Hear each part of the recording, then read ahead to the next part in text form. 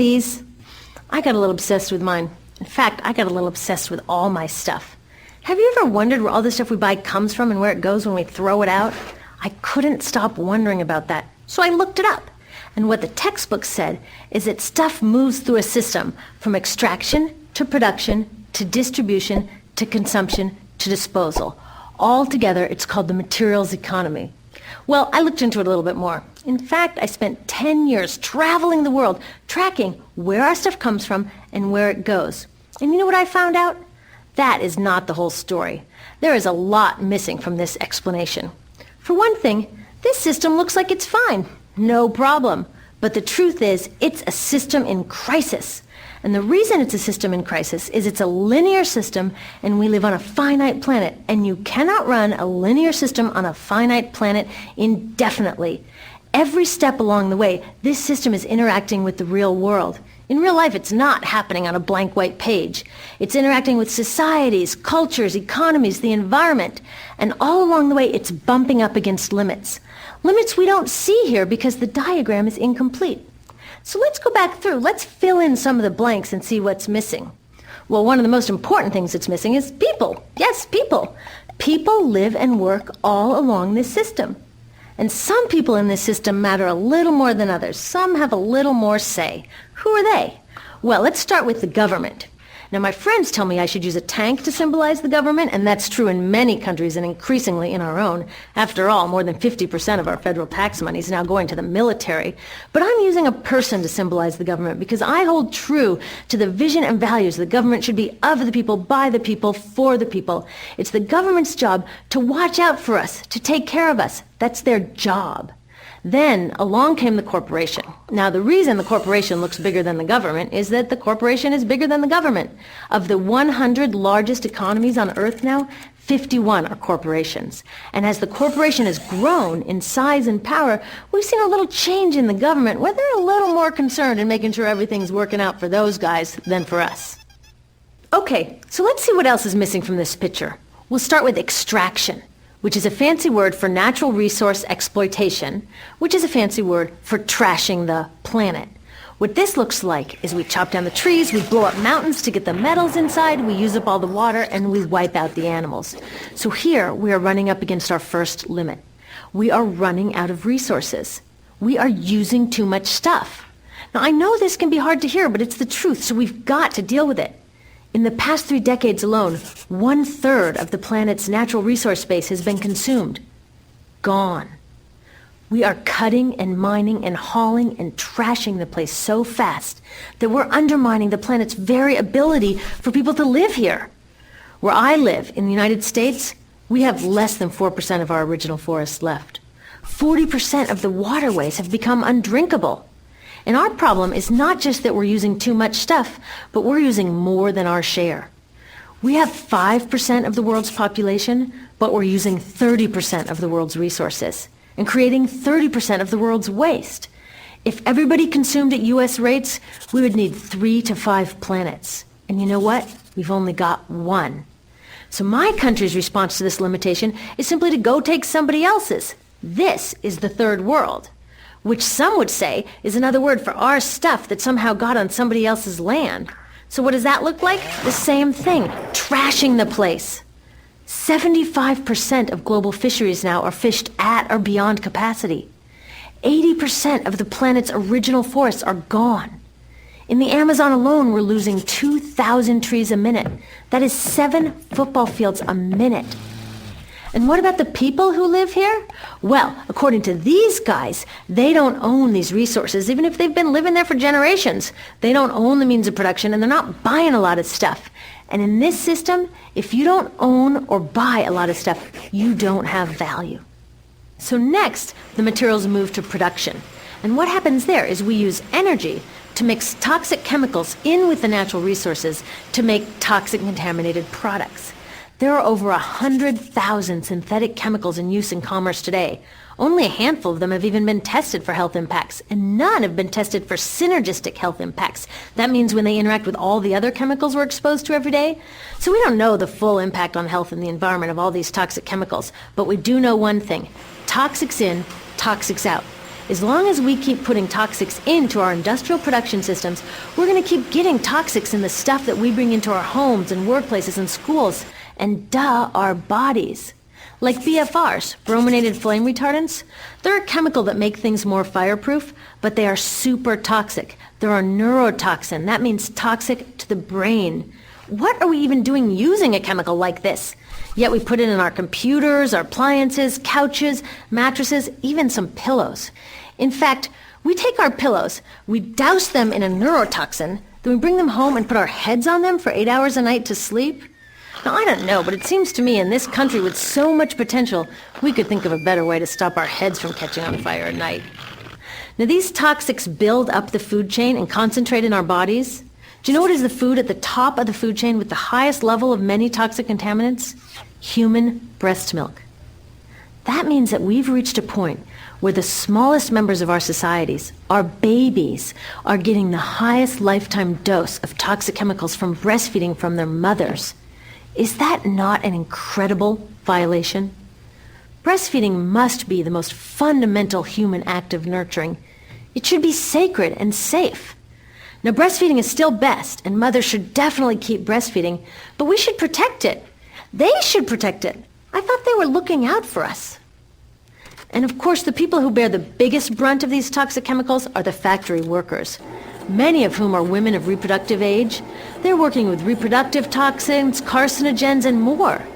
Now I ask you, what kind of woman of reproductive age would work in a job exposed to reproductive toxins except for a woman with no other option? And that's one of the beauties of this system. The erosion of local environments and economies here ensures a constant supply of people with no other option. Globally, 200,000 people a day are moving from environments that have sustained them for generations into cities, many to live in slums, looking for work, no matter how toxic that work may be. So you see, it's not just resources that are wasted along this system, but people too. Whole communities get wasted. Yep, toxics in, toxics out. A lot of the toxics leave the factories in products, but even more leave as byproducts or pollution. And it's a lot of pollution. In the U.S., our industry admits to releasing over 4 billion pounds of toxic chemicals a year. And it's probably a lot more because that's only what they admit. So that's another limit, because yuck, who wants to look at and smell 4 billion pounds of toxic chemicals a year? So what do? Move the dirty factories overseas, pollute someone else's land. But surprise, a lot of that pollution is coming right back at us, carried by wind currents. So what happens after all these natural resources are turned into products? Well, it moves here for distribution. Now, distribution means selling all the toxic contaminated junk as quickly as possible. The goal here is to keep the prices down, keep the people buying, and keep the inventory moving. How do they keep the prices down? Well, they don't pay the store workers very much, and they skimp on health insurance every time they can. It's all about externalizing the costs. What that means is that the real costs of making stuff aren't captured in the price. In other words, we aren't paying for the stuff we buy. I was thinking about this the other day. I was walking to work and I wanted to listen to the news, so I popped into a Radio Shack to buy a radio. I found this cute little green radio for $4.99. I was standing there in line to buy this thing, and I was thinking, how could $4.99 possibly capture the cost of making this radio and getting it into my hands? The metal was probably mined in South Africa. The petroleum was probably drilled in Iraq. The plastics were probably produced in China. And maybe the whole thing was assembled by some 15-year-old in a maquiladora in Mexico. $4.99 wouldn't even pay the rent for the shelf space it occupied until I came along, let alone part of the staff guy's salary who helped me pick it out, or the multiple ocean cruises and truck rides pieces of this radio went on. That's how I realized I didn't pay for the radio. So who did pay? Well, these people paid with the loss of their natural resource space. These people paid with the loss of their clean air, with increasing asthma and cancer rates. Kids in the Congo paid with their future. 30% of the kids in the Congo now have dropped out of school to mine coltan, a metal we need for our cheap and disposable electronics. These people even paid by having to cover their own health insurance. All along this system, people pitched in so I could get this radio for $4.99. And none of these contributions are recorded in any accounts book. That's what I mean by the company owners externalize the true costs of production. And that brings us to the golden arrow of consumption. This is the heart of the system, the engine that drives it. It is so important that protecting this arrow has become the top priority for both of these guys. That's why after 9/11, when our country was in shock, and President Bush could have suggested any number of appropriate things, to grieve, to pray, to hope. No, he said to shop, to shop. We have become a nation of consumers. Our primary identity has become that of being consumers, not mothers, teachers, farmers, but consumers.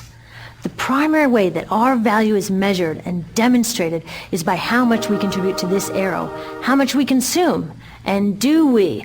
We shop and shop and shop, keep the materials flowing, and flow they do.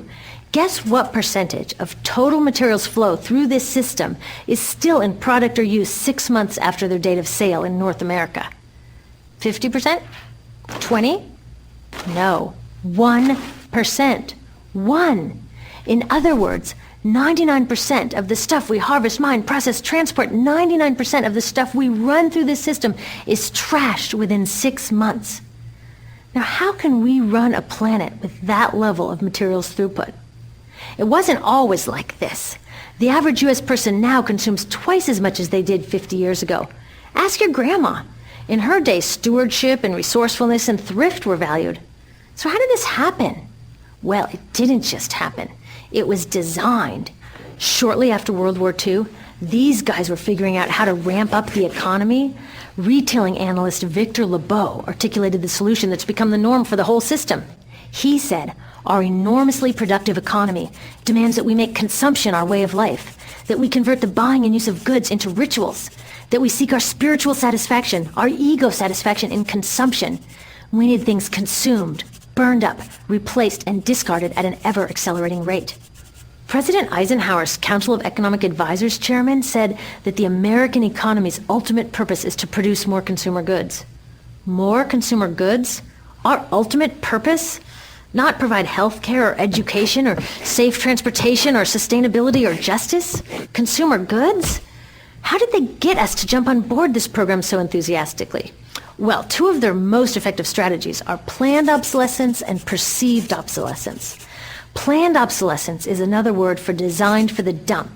It means they actually make stuff to be useless as quickly as possible, so we'll chuck it and buy a new one. It's obvious with things like plastic bags and coffee cups, but now it's even big stuff. Mops, DVDs, cameras, barbecues even, everything. Even computers.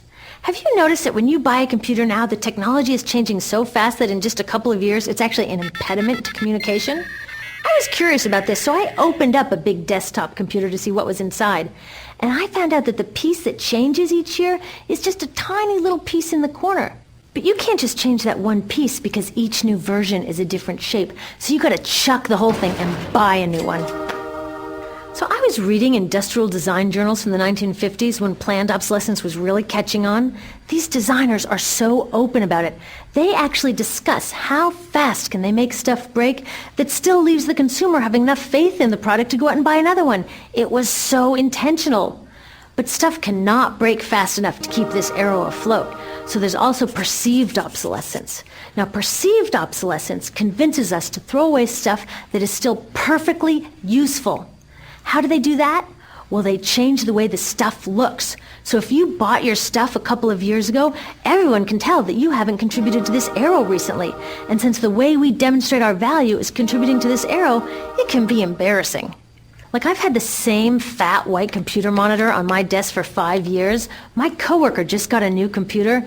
She has a flat, shiny, sleek monitor. It matches her computer, it matches her phone, even her pen stand. She looks like she's driving in Spaceship Central, and I look like I've got a washing machine on my desk. Fashion is another prime example of this. Have you ever wondered why women's shoe heels go from fat one year to skinny the next to fat to skinny? It's not because there's some debate about which heel structure is the most healthy for women's feet. It's because wearing fat heels in a skinny heel year shows everybody that you haven't contributed to that arrow as recently, so you're not as valuable as that person in skinny heels next to you, or more likely in some ad. It's to keep us buying new shoes. Advertisements and media in general plays a big role in this. Each of us in the U.S. is targeted with over 3,000 advertisements a day. We see more advertisements in 1 year than people 50 years ago saw in a lifetime. And if you think about it, what's the point of an ad except to make us unhappy with what we have? So 3,000 times a day, we're told our hair is wrong, our skin is wrong, our clothes are wrong, our furniture is wrong, our car is wrong, we are wrong, but it can all be made right if we just go shopping. Media also helps by hiding all of this and all of this. So the only part of the materials economy we see is the shopping. The extraction, production, and disposal all happens outside of our field of vision. So in the U.S., we have more stuff than ever before, but polls show that our national happiness is actually declining. Our national happiness peaked in the 1950s, the same time that this consumption mania exploded. Interesting coincidence. I think I know why. We have more stuff, but we have less time for the things that really make us happy. Friends, family, leisure time. We're working harder than ever. Some analysts say we have less leisure time than any time since feudal society. And do you know what the two main activities are that we do with the scant leisure time we have? Watch TV and shop. In the U.S., we spend 3 to 4 times as many hours shopping as our counterparts in Europe do. So we're in this ridiculous situation where we go to work, maybe 2 jobs even, and we come home and we're exhausted. So we plop down on our new couch and watch TV, and the commercials tell us you suck. So you got to go to the mall to buy something to feel better, and then you got to go to work more to pay for the stuff you just bought. So you come home and you're more tired, so you sit down and you watch more TV, and it tells you to go to the mall again, and we're on this crazy work, watch, spend treadmill, and we could just stop. So in the end, what happens to all the stuff we buy anyway? At this rate of consumption, it can't fit into our houses, even though the average house size has doubled in this country since the 1970s. It all goes out in the garbage. And that brings us to disposal. This is the part of the materials economy we all know the most because we have to haul the junk out to the curb ourselves. Each of us in the United States makes 4.5 pounds of garbage a day. That's twice what we each made 30 years ago. All of this garbage either gets dumped in a landfill, which is just a big hole in the ground, or if you're really unlucky, first it's burned in an incinerator and then dumped in the landfill. Either way, they both pollute the air, land, water, and don't forget, change the climate. Incineration is really bad. Remember those toxics back in the production stage? Well, burning the garbage releases the toxics up into the air. Even worse, it makes new super toxics, like dioxin. Dioxin is the most toxic man-made substance known to science, and incinerators are the #1 source of dioxin. That means that we could stop the #1 source of the most toxic man-made substance known just by stopping burning the trash. We could stop it today. Now, some companies don't want to deal with building landfills and incinerators here, so they just export the disposal too. What about recycling? Does recycling help? Yes, recycling helps. Recycling reduces the garbage at this end, and it reduces the pressure to mine and harvest new stuff at this end.